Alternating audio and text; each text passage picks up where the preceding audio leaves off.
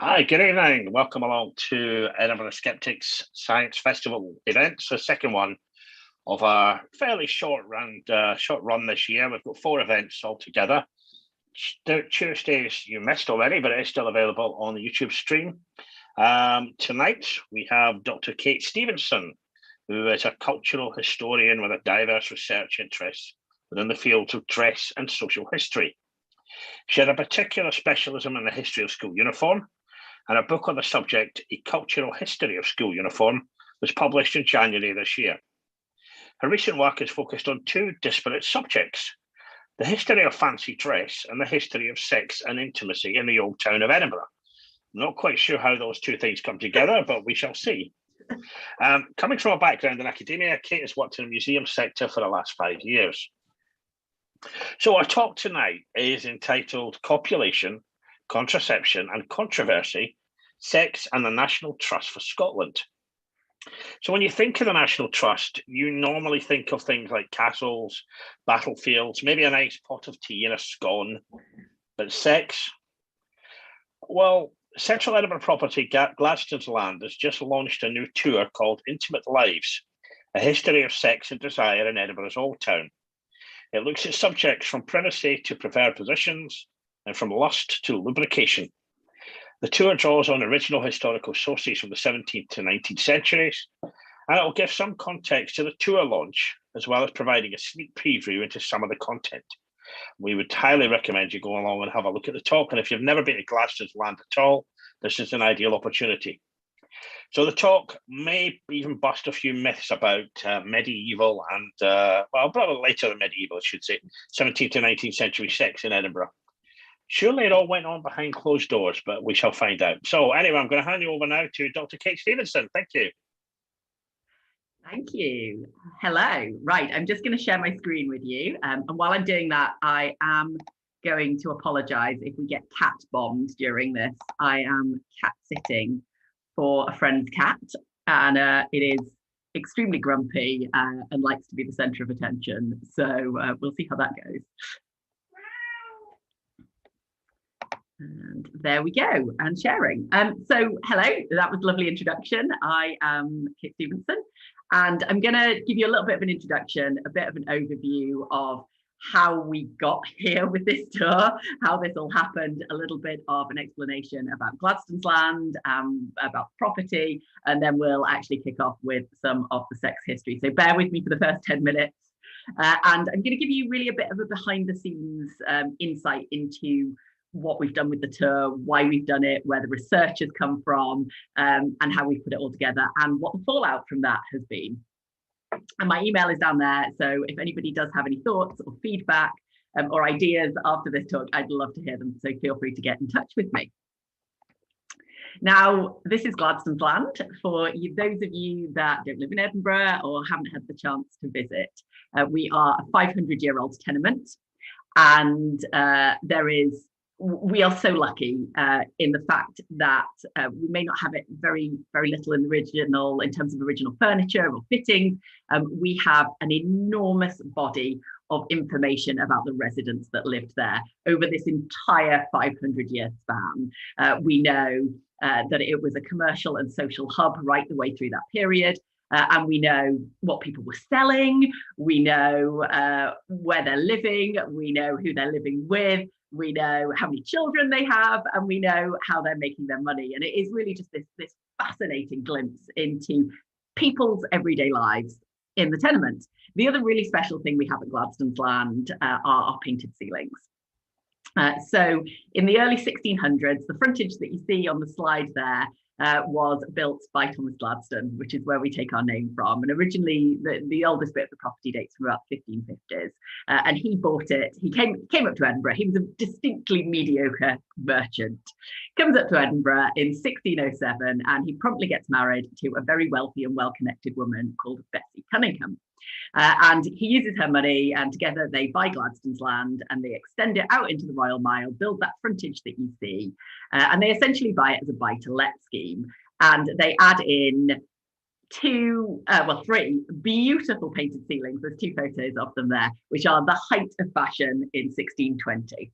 And they're really successful in this plan. They rent the property to all sorts of wealthy tenants, upper middle class merchants, members of the aristocracy. But apart from these wonderful ceilings and some wonderful wall paint that goes with it, everything else in the property is none of it's original, which has given us an amazing opportunity to tell all of these different stories that we have the information about. So Gladstone's land closed last year in January for renovations. It was supposed to reopen last August. The pandemic put paid to that, and we've just reopened about a month ago. And as part of a huge renovation project, we have redone essentially the whole building. So we put in a cafe, ice cream parlour on the ground floor. That's up in the top corner there. And we've curated the entire visitor experience, opening up the third painted ceiling, which has never been available before. And we have, instead of just focusing on the 17th century history and Thomas Gladstone, we've tried to focus on much more of the story of the property. So each floor you go into is set in a different time period. And you start at the top of the property in 1911, in a period of decline for the property, just before it's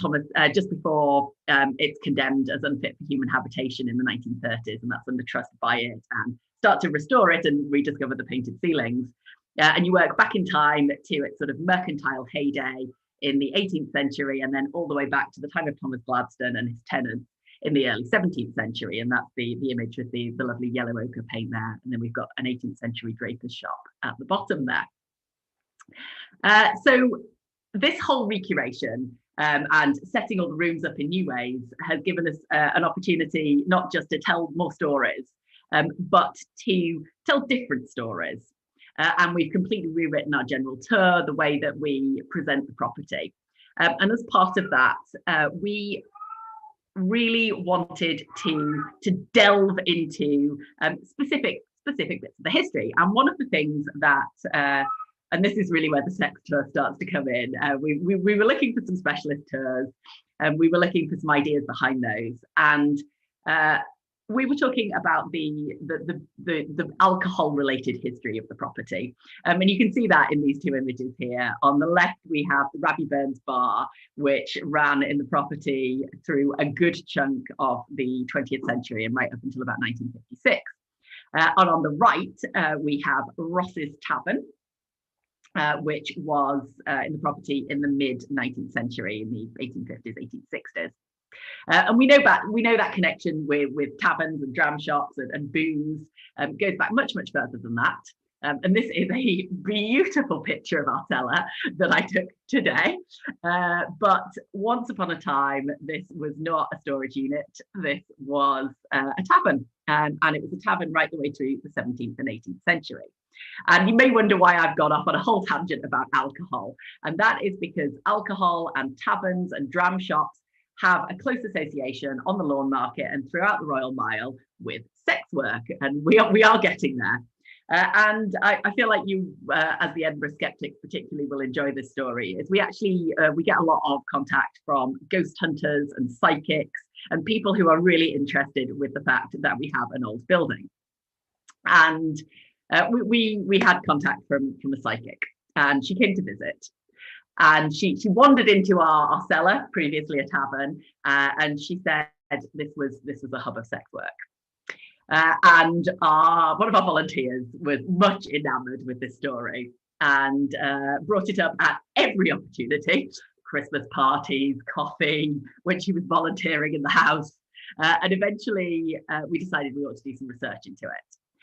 My colleague and I started to delve into the history of sex work on the lawn market around the Royal Mile.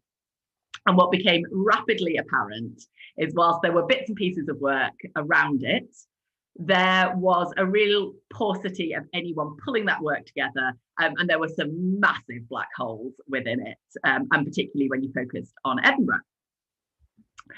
So this gave us a great opportunity to try something new. And when it came to rewrite our tours for the property,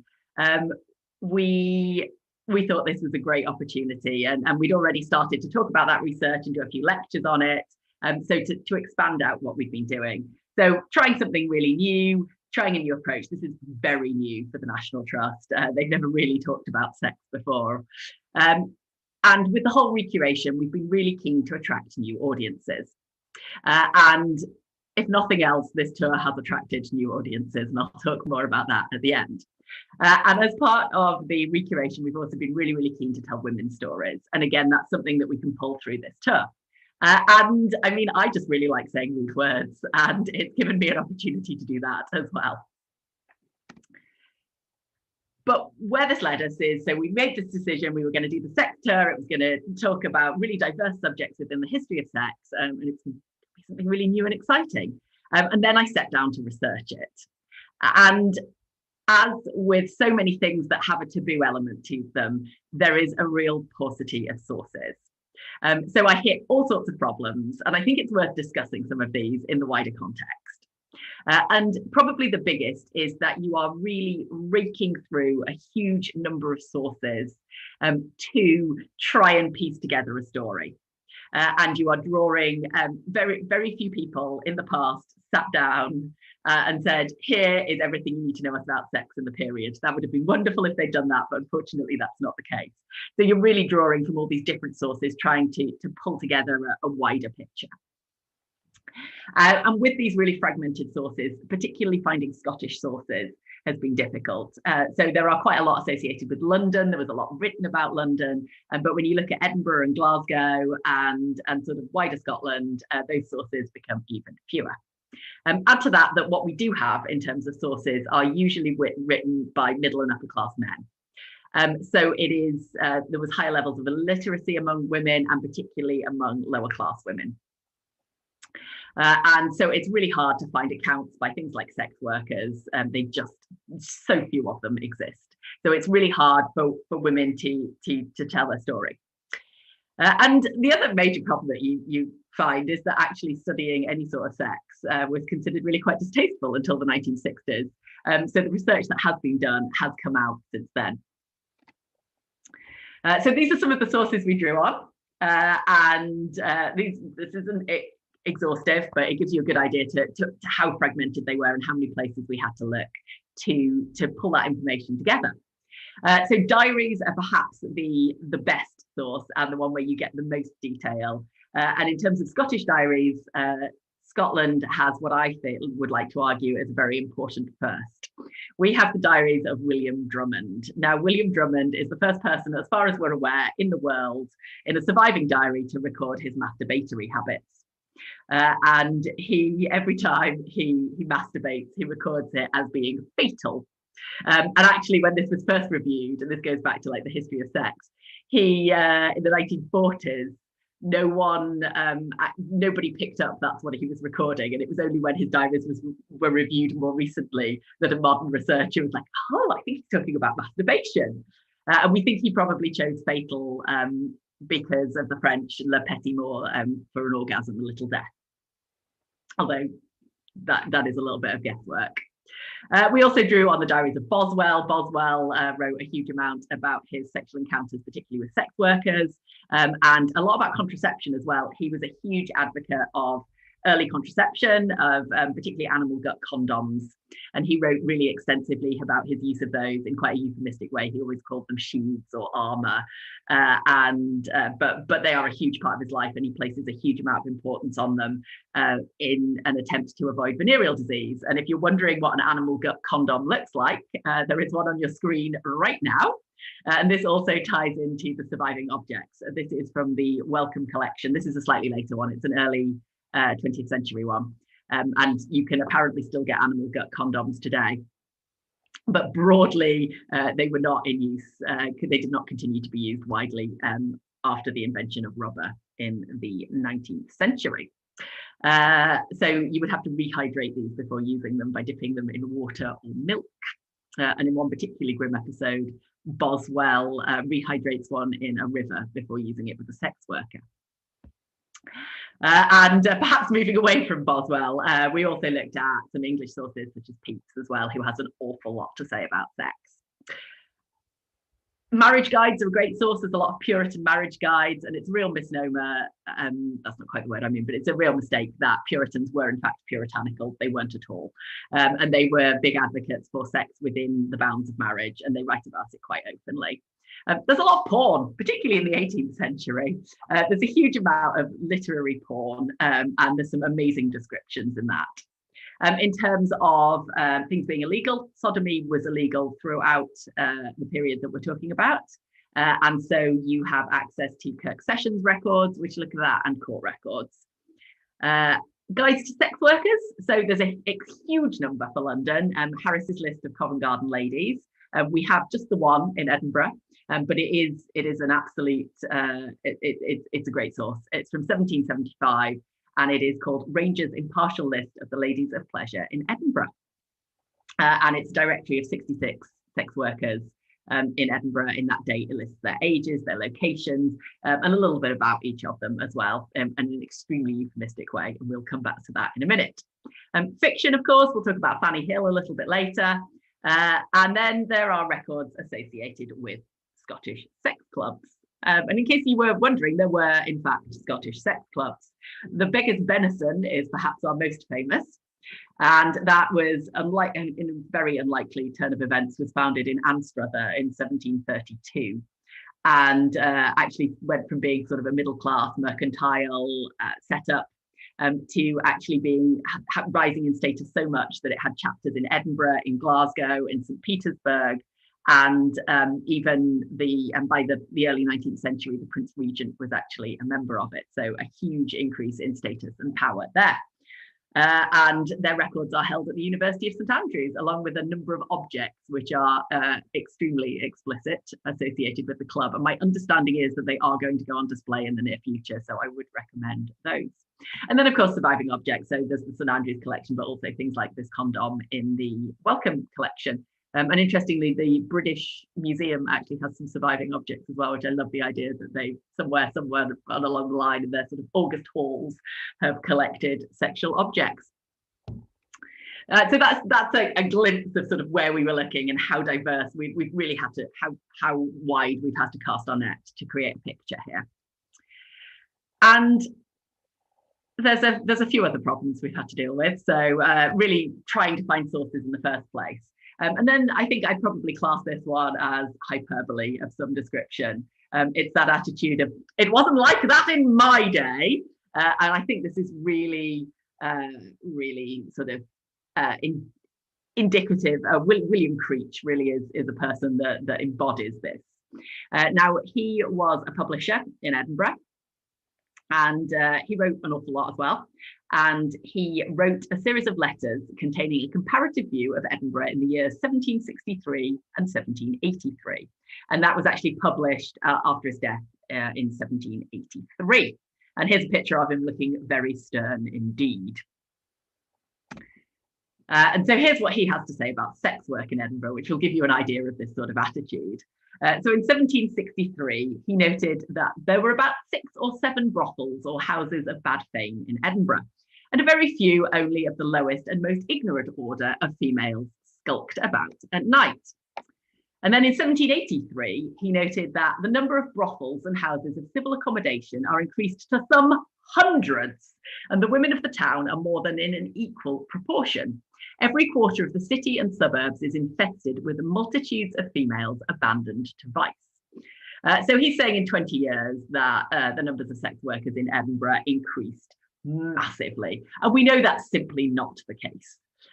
So this is an absolute example of somebody looking back 20 years and saying, oh, it was much better in the past. It was much nicer in my time, in my day. It wasn't like this. And it's absolute nonsense.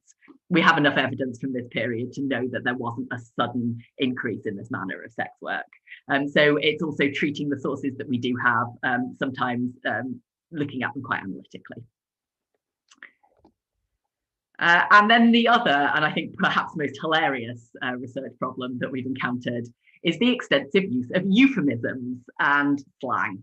So this, when you come across these, you can usually work out what they mean. But the issue arises when you're trying to find search terms to find things in newspapers or reports or records. So here's a couple. I said we come back to Ranger's impartial list. So here's a couple from the 1775 list of sex workers in Edinburgh. And I'm sure you can work these out, but they give you a suggestion. So she heaves her little Cupid's kettle drums with great agility, and she still likes to mumble a piece of gristle. And in case you didn't think those were confusing enough, here's a few more to keep you going. I took all of these from the Dictionary of Scots Language on the National Library of Scotland website. And these are all slang words that were widely used in Scotland at different dates for the penis. So in the 15th century, you might call it a tars, a pistol in the mid-16th century, rubigo in 1580, pen, pintle, tor, whistle, laverock, and stroop, the most up-to-date from 1940. And here's one of it in use. This is Robert Semple from the 16th century. So for sure had said it twice or thrice, his rubigo began to rise. So that's just one in context, but again, it's not a term that you would necessarily search if you were looking for things that were talking about genitalia. So just to add to the difficulty. Now, what do we cover? So spreading our net this wide, we found all of this sort of information. We've dug through these sources, and here's some of the things that we do talk about in the tour.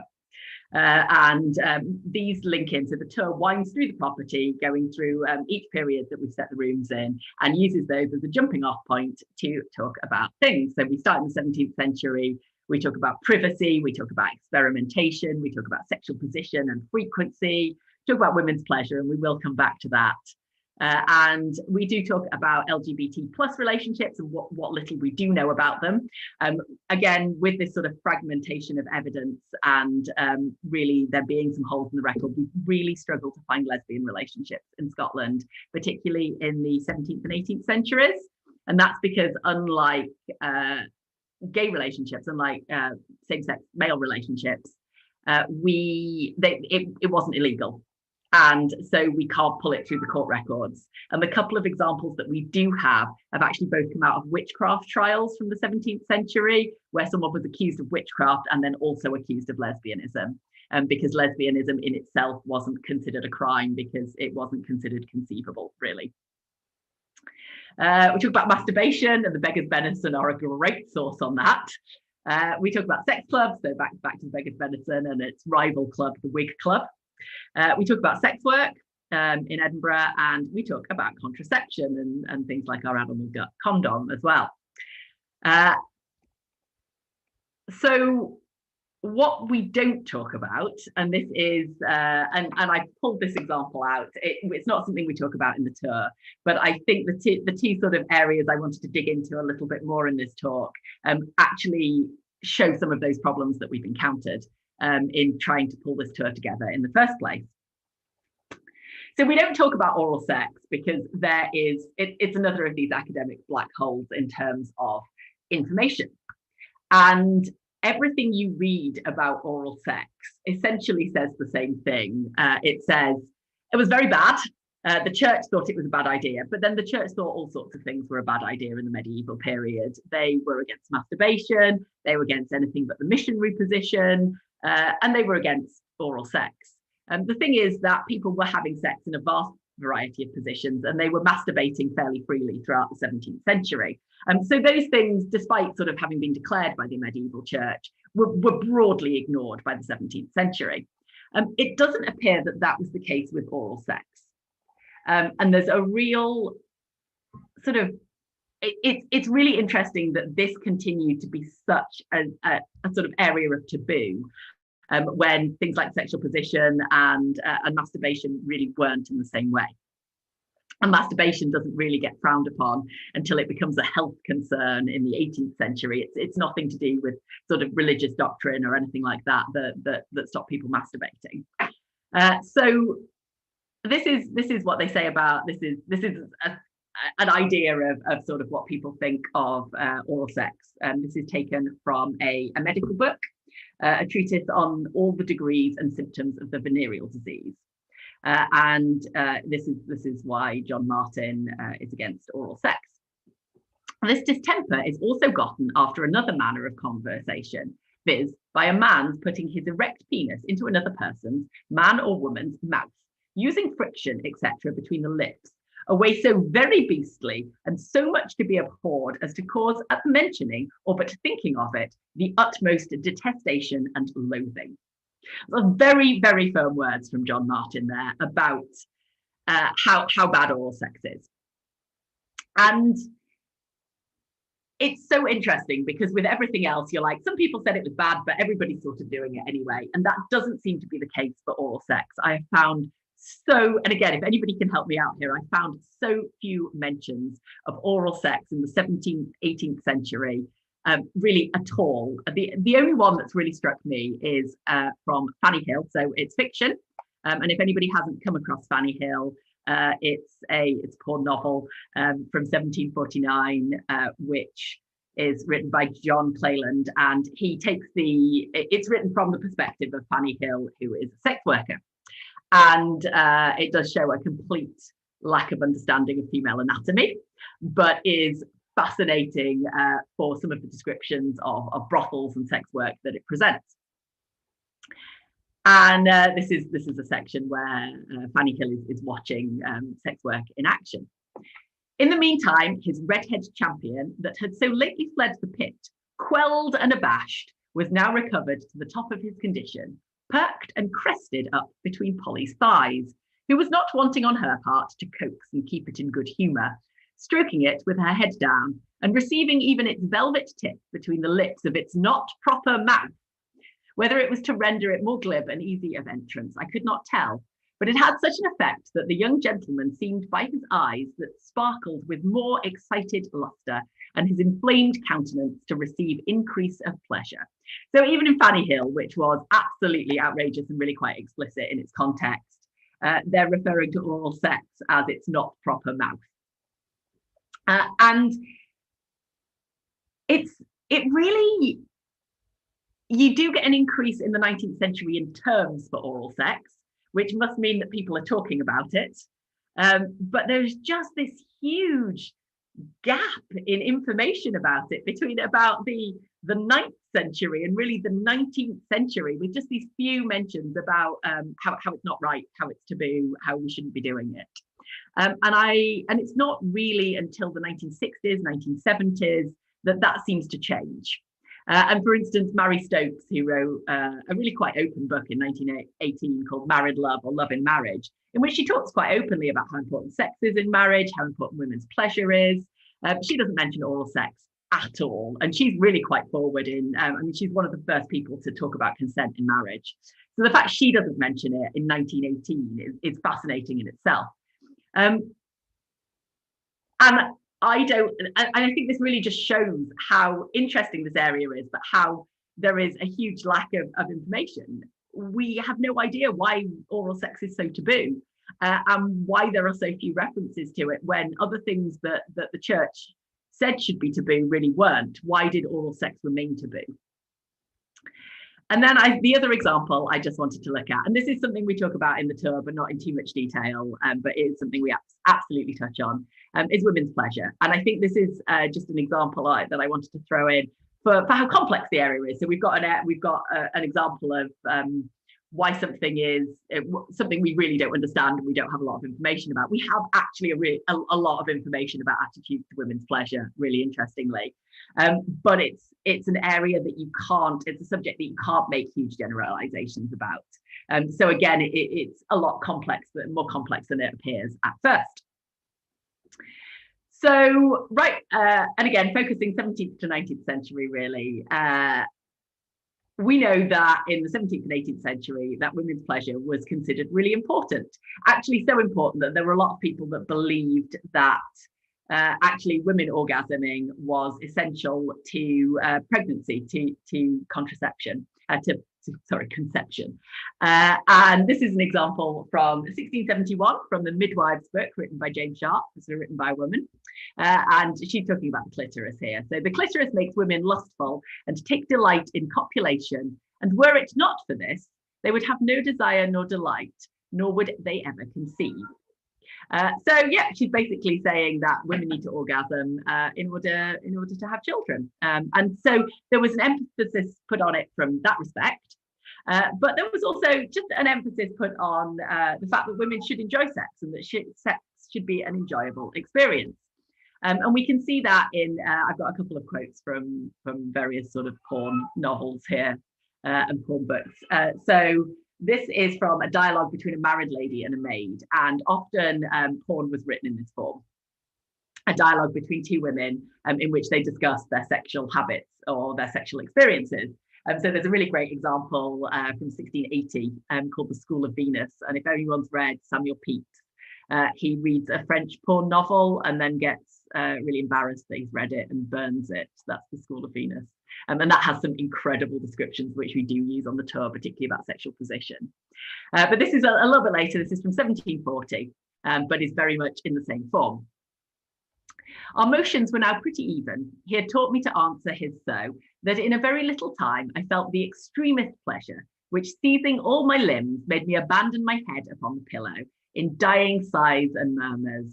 Oh, my lovely Octavia, said he, how dost thou delight me with thy joys, and how infinite is my pleasure in seeing thine. So absolutely a focus on not just on pregnancy and conception, but actually on simply women having a good time. And we can see the same sort of thing here, but in a slightly sillier way.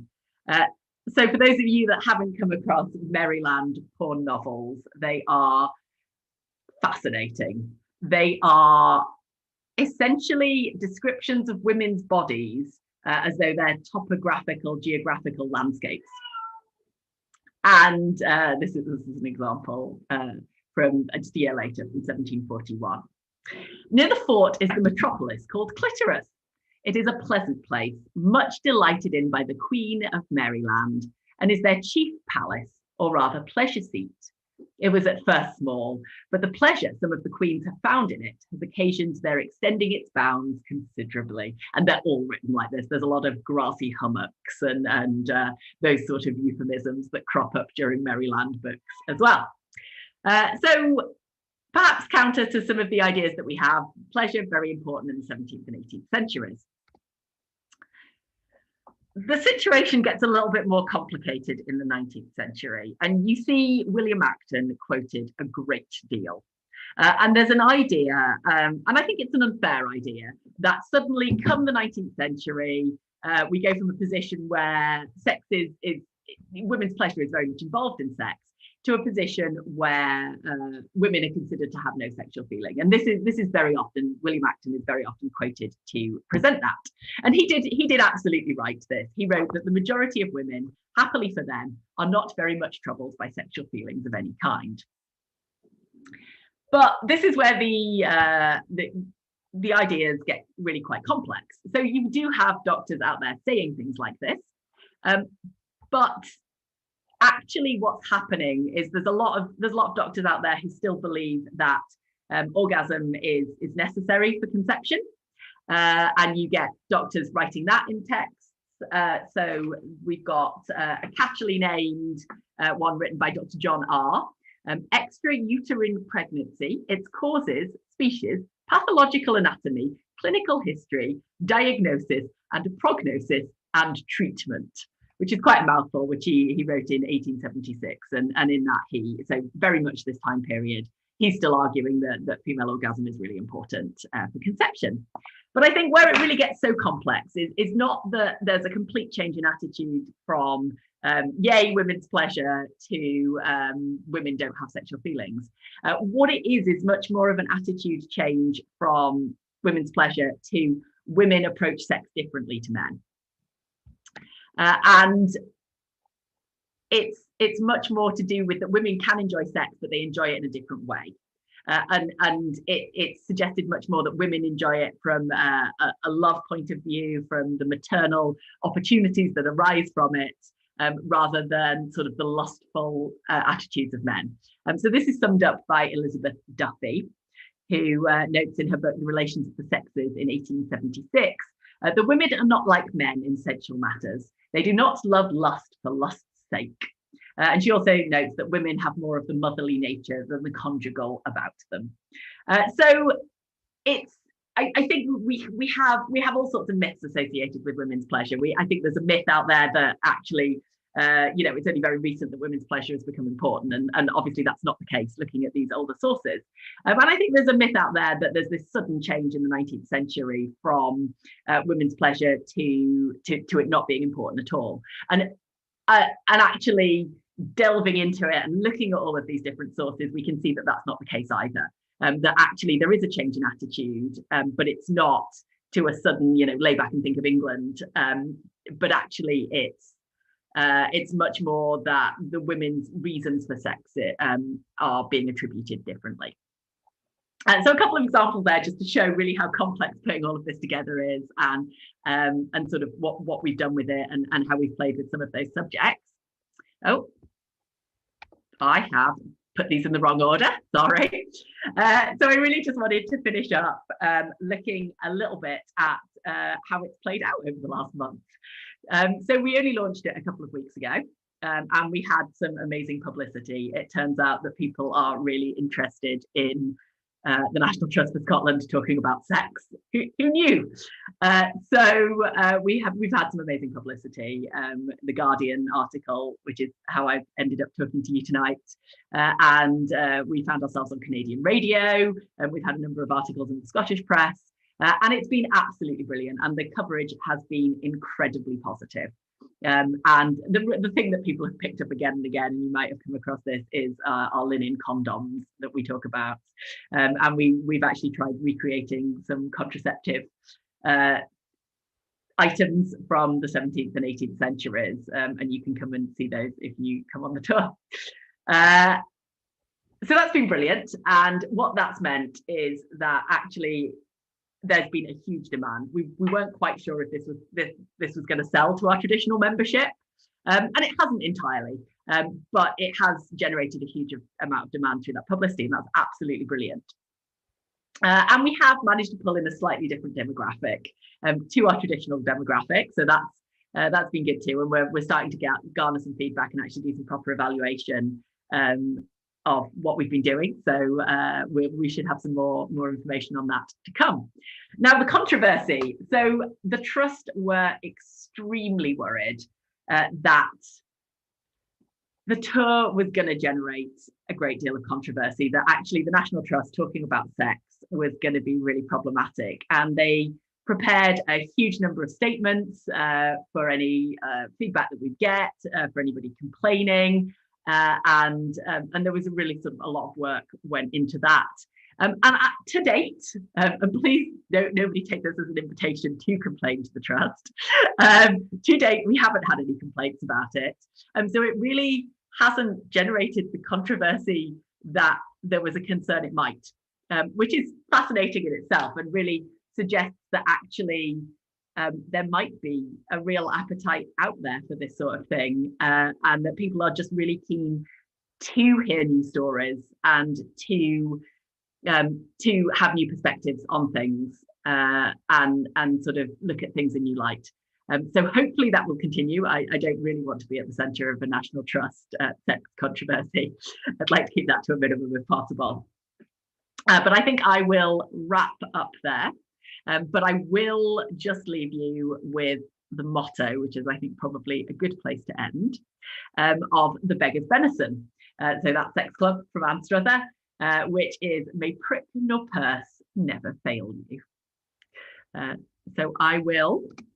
So questions? If anybody has any, please drop them in, and I'll do my best to answer them. Excellent. Thank you very much. That was incredibly fascinating. I really, really enjoyed that. As a student of history myself, I did history at university, and you talked about things I have never dreamt of reading in a history book. It was absolutely fascinating.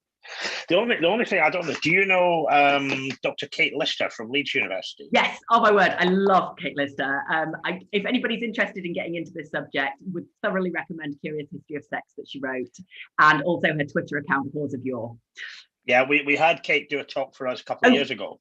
Amazing. Yeah, Yeah, we would love to get her back up to do a talk.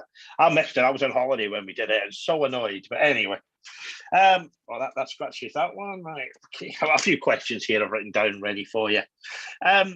Given that Scotland was ruled by the Kirk, you know, from when I look at the Scottish history, it was very much, you know, this earlier than your time, of course, but in the sort of 17th century, Scotland was seen as extremely puritanical. You know, the Tartan Taliban ruled the world, and so on. Did it come as a surprise to you to discover that Scotland, in the time that you looked at, was so licentious? Well, I mean, yes and no. So much of what we're talking about is within the bounds of marriage. So, you know, women's pleasure, absolutely, it would not be condoned in the 17th and really most of the 18th century outside of marriage. That wasn't something that well, I mean, it obviously was something that some people were doing, but it wasn't something that was in any way condoned by the Kirk. But I was surprised at how, even within those quite tight bounds of marriage, how experimental, how modern people were. I mean, some of the descriptions could be today. I think the key thing that's changed is whilst there's a huge amount of similarity between what people were doing within marriage, it's everything else outside marriage that's changed, and particularly things like LGBT plus communities and attitudes to those had the things that are most different. But no, huge amount of similarities between sort of people's sexual variety and experimentation. Interesting. Okay, cool. How effective is a linen condom? That question was from Emily Raymakers, who's helps run the science festivals. So in its pure linen state, not at all. So the animal gut condom and the linen condoms were made in very similar designs. The thing is, there are a lot of surviving animal gut condoms out there, so we know quite a lot about those. And we know that they were actually pretty effective in preventing pregnancy. They were much less so in preventing venereal disease. But linen condoms, there are no complete surviving ones out there. So there are a few fragments that various researchers have basically been like, I think this is a linen condom. I think. But there's written records of them, so we know they existed. So my experimental one that I made for the tour just raised so many questions that I currently don't have answers for. It's quite permeable. I can't imagine it was really effective in that way. But when you add other questions to that, such as the fact that actually to make the right shape, you have to seam all the way round. And also you can imagine animal gut having quite a lot of lubrication attached to it, but not at all with linen. So actually, I'm beginning to suspect that it may have been dipped in some sort of oil or fat, which would have dealt with all of those problems. It would have made it less permeable, but it would have also helped with lubrication and chafing from seams and things like that. The answer is I don't know. And this is one of those things that I can't believe no one has done any research into. I was going to say, there's a practical experiment out there somewhere. Oh gosh, yeah. Maybe we want volunteers for that. Okay. Right, let's change the subject rapidly. Yeah. So anyway, that is something that I really want to look into, and it's very much on my list for follow-up research, is to try and have a look at the fragments that people think might be, and see if we can get a bit more information about what they would do, and maybe there'll be an academic paper in it. Watch this space. Okay. Do you think the changes that you found to how women's pleasure was thinking in the Victorian age, the 19th century, do you think that was partially driven not just by by society, but by the advent of a sort of modern scientific outlook to medical matters? So again, there's so much sort of myth around women and medicine in the 19th century. So I'm sure people out there will have heard these sort of myths of doctors masturbating women with like early vibrators to cure hysteria and things like that. And I think there are it's not true at all. I think, yes, medical thought did change, and I think there was a huge amount of change relating to women's roles in the 19th century. And I come from this clothing education background, history of, and you see it in education too. There are as the 19th century progresses, there's a huge switch from women aren't capable of education, it'll ruin their brains, it'll turn them into men, to actually by the end of the 19th century, it's broadly accepted that it's not going to cause insanity. So I think there are a huge amount of changes going on in medical thought relating to women. But I think there's also a lot of power play as part of it as well, and obviously huge social change as well. But I think in some respects, some of these concerns relating to sex do relate to power. So there's a lot of concerns about women riding bicycles from a sort of sexual arousal point of view. And I do think that's a power thing. I do think bicycles offered women a huge amount of freedom. And I do think maybe some of those concerns are more attached to the fact that that women did get freedom out of it rather than actual medical concerns for the sake of education. Got you. Heather asked a question about, did you come across any weird treatments for erectile dysfunction? So, sort of. So there are, I haven't found a lot in terms of later stuff. It's not something I've looked a lot into.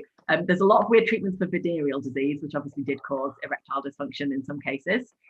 Probably the worst one I came across was mercury was readily used to treat syphilis by injecting it into the penis directly, which does not bear thinking about.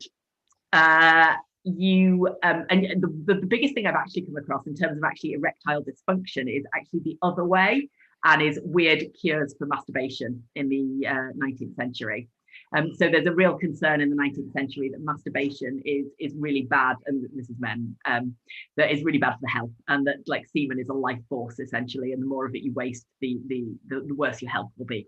And so there are a huge number of devices to prevent teenagers masturbating and to prevent erections. And again, if you go and have a look in the Wellcome collection, they've got some absolute horrors there.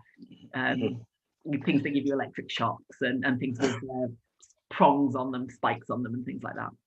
Yeah, I remember doing a brief talk on Kellogg and the sort of attitudes of in America at that time as well. His plain fascinatingly diet. horrific. It's one of those things where I love throwing that in. I'm like, next time you have your cornflakes, Kellogg's. Yeah.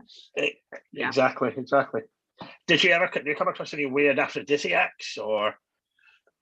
So, I mean, all sorts. And there was a period in the 17th century where, 17th, 18th century, really. So if you go back to things like Culpeper's Herbal, which is one of the first texts that really writes down all of these medical cures and things like that. And he basically considers anything that gives you wind is actually an aphrodisiac. And there's this weird association between wind and sex. And so artichokes, also things that look phallic, so ginger and things like that are considered aphrodisiacs. Chocolate, there's a lot of debate. So early chocolate is thought to be an aphrodisiac, and the chocolate houses that you get. But there's a huge amount of debate about whether coffee is actually an aphrodisiac or whether it's a buzzkill. And there's papers written on both sides about whether coffee houses are a good thing for sex. That just sounds like today with the Daily Mail, whether it causes cancer or cures cancer. Yeah, exactly. All about sex in the 18th century. But yeah, some things have remained. Oysters have been an aphrodisiac as far back as you go, really. That last question after that is from Khalid. Thanks for that, Khalid. LJ Bradbury asked, will the tour be ongoing? Apparently there are no tickets available at the moment. Yeah, we've sold out completely at the moment. So the National Trust, there will be tickets. That is one of my jobs for next week. So the National Trust is switching over its booking system at the moment. So it all changes on the 18th of July. So we're just waiting for that all to be processed before we load any more tickets. There won't be any before the 18th of July, just because we're doing about 4 tours a week at the moment. But after the 18th, we'll be releasing again 3 or 4 tours a week. So you'll be able to get tickets then. Just give me a couple of days to wade through the systems of the National Trust, and they'll be up. I'm keen to come over myself and see the exhibition. Really want to. In fact, LJ Bradbury also said something about if you were to sneak this presentation into some normal National Trust exhibition, I can imagine there would be a bit of a different response than you would get complaints if it was in in the bins or in in Holton House or something. because it's been a tour, and because the objects we have are something we keep locked away during normal opening hours. Although I did accidentally leave one of them in a set of drawers the other day and have to be like, no, small child, I will put my linen condom in a cupboard. It's not affecting normal visits to the house in any way. So people can come in. If this is not your cup of tea, you can come in, you can visit the house. There's a general tour that you can go on. We've got a food history tour that you can go on that's very family friendly. And it's just when we do this tour that those objects are out, and that we talk about this, and we've been very clear that it's 16 plus, that we use some extremely crude, and we do use some extremely crude language on it in a historical context. Of course, yeah. And that we're talking about explicit things. So I think everyone that's coming on it knows exactly what they're getting into. So there's no, they walk around a corner and surprise it's an exhibition about sex. It is, people are choosing to engage with it. Okay. Finally, a couple of questions. Did you find any difference in the attitudes to sex in class? So obviously I'm thinking of upstairs, downstairs. That's not a euphemism, by the way. In that sort of, the hot big knobs and the little knobs, but was there any difference between them? Yes, at different times, and it does change at different periods, as all sorts of things do with the history of sex. So later, there's always particularly sort of upper class men always basically get a free pass, and there's a real difference. As ever was. Exactly, and there's a real difference between the genders, of course, because sex outside marriage can ruin a woman in a way that it doesn't ruin a man. So yes, there's absolutely, upper class men get away with a lot more. But there are instances where you get working class practices which sort of condone premarital sex. So you get particularly rural practices. If anyone's come across bundling, which is the practice of basically two people who are going to be married sleeping in the same bed, and the idea is that they were bundled so they couldn't do anything intimate, but often there was premarital sex came out of it, so it was almost condoned. And again, if couples were engaged in certain rural communities, they were considered basically married, so premarital sex was acceptable, and that didn't happen in upper class groups. So there is variation at different time periods, but it's I guess it's more rural, urban, but that is class as well, and at different times. And of course, there's an attitude, particularly sort of 18th century, where it's seen acceptable for, again, upper class men to have sex with their servants and things like that, in a way that obviously wouldn't be acceptable amongst the servants. Okay, final question tonight then. Did you find any? Oh, by the way, we so wanted to see the cat. Can we show the cat? Here he is. This is Olive. He is a deeply bad-tempered old man. Lovely. Did you find any changes in hygiene practices throughout the year? Yes and no. So bathing, again, I think it's a real. It's a real myth that people didn't wash in the past, and you often hear this: "Oh, everybody would have smelt terrible. They didn't wash in the 17th century," and that's not true at all. People did wash regularly. They just didn't bathe like we do today. Thanks, Olive. But they did wash themselves. They had stand-up washes. There would be basins of water come in, and they did wash their linens, their undershifts that they would have had next to their skin regularly as well. There were concerns about bathing in medical terms, particularly in hot water. Although people did do it, but it was considered that if you were bathing in hot water, like fully immersed, that you were more prone to disease sneaking in via humours in the water. So there was some fear in some elements of the community about bathing, and also just having that much water is a luxury. If you are working class, getting that much water heated up and into your property is really going to be beyond something. It's not going to be something you do regularly. So yes, as water becomes more accessible and as medical knowledge improves, bathing practices, cleanliness practices do change. People submerge themselves a lot more because it becomes easier. But there has always been, people always have worked to keep themselves clean in some way. Excellent. Okay, so to wrap up, do you want to just tell us about the Glasses land, where the tickets will be available when they are, and timings and dates and so on. Yes, absolutely. So Gladstone's Land is open daily. If you want to book in to come and see us, you can book in self-guided, just to have a wander around. You can book in for the daily guided tour, which is the general one at 3 p.m. every day. And then we are doing these specialist tours 3 or 4 times a week. So they will always be available over weekends. And the food one is called Tables Through Time, and this one's called Intimate Lives. And they usually run at either 4 or 5 o'clock. And is there a cost for them? Yes. Oh gosh, now you're challenging me. $8.50 for an adult, and I think £7 for a concession. But if you remember, they're free. So free for national. Excellent. So join the National Trust for Scotland is what we say. Exactly. Well, or the National Trust for England, if you like, because there's a reciprocal arrangement. Yes, of course. Yes. Apparently it's cheaper in Scotland, if I remember, isn't it? It is cheaper in Scotland, so I would recommend joining the National Trust. Yeah, because my mother-in-law does that. She lives in London, but she remembers the National Trust for Scotland, so she gets it cheaper. Thank you very much. Thank you. That was really fascinating. I hope our viewers will get along there tonight and get along there at some point and see the exhibition. So thank you. Thank you. Just to wrap up, we've got. Oh, what's up? I'm just going to wrap up. We've got a couple of events coming up next week as part of the Science Festival. If you go to www.sciencefestival.co.uk, there are lots of events on not just Edinburgh Skeptics, but by the festival itself. There's a full itinerary. Most of the events are online. There's some face-to-face, some tours, some outdoor and events as well. So go and check those out. Next week on Tuesday the 6th, we've got Dr. Gail Brewer, whose talk is on dark triad traits, attractiveness and sexual behaviour. Dr. Brewer is a senior lecturer at the University of Liverpool. Her research focuses on individual differences and sexual behaviour, with a particular emphasis on sexual conflict, harassment and coercion.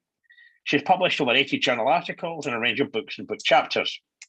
What she calls dark triad traits, Machiavellianism, psychopathy and narcissism, are related but distinct traits characterised by a lack of empathy, exploitation and manipulation. Research suggests that dark triad traits influence sexual and romantic relationships. For example, those high on these traits prefer short-term relationships and avoid long-term commitment. So the talk will outline the relationship between these traits, physical attractiveness, sexual behaviour, and in particular negative aspects of romantic and sexual relationships, such as infidelity, conflict and control. So that's on Tuesday, the 8th of July at 8 o'clock. Check out the website, social media, you know all the links, you'll find it. On Thursday, we have, did I say June? I apologize. It is June. Yeah, Thursday, the 8th of July. Okay. Where were we? Right, Thursday, the 8th of July. We also have a talk on Thursday. You're confusing me now. Tuesday, the 8th of July, Dr. Gail Brewer's. Thursday, the 8th of July is our final talk, which we're still trying to tie down. We are hoping to have the details tomorrow. Check the website, check social media. You'll find them all on there. So until next Tuesday, I'd like to just say thanks again to Dr. Kate Stephenson. We would have an applause at this point if it was live, so I will give you that applause. Thank you very much. So until then, we will see you next week. Good night.